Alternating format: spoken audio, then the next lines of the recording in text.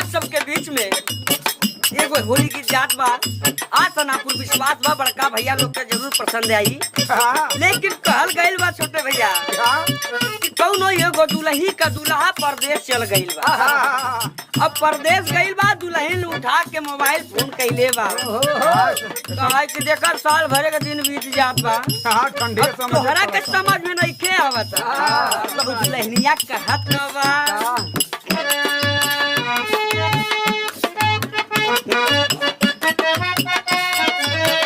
क्या बात है कि देवरा होलिया में रंग जब लगावे,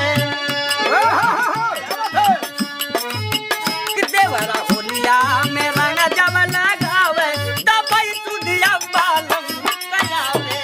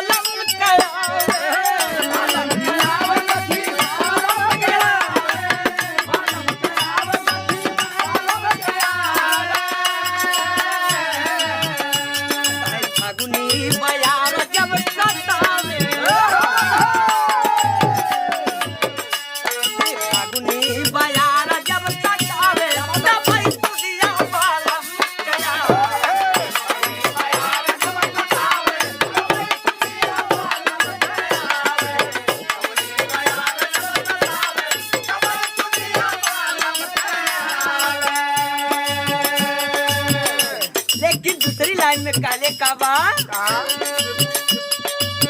जब ले भतार ना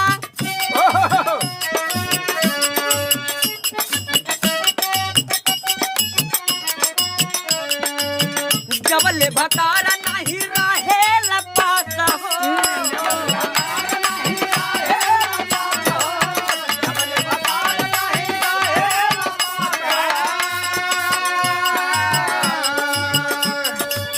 सच कहतान बीते होली उपास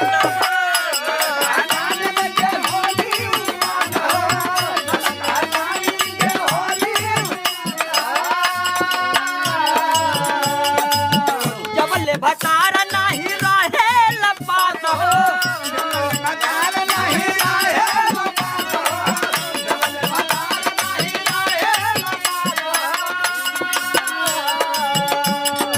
और सच कहतान बीते होली उपास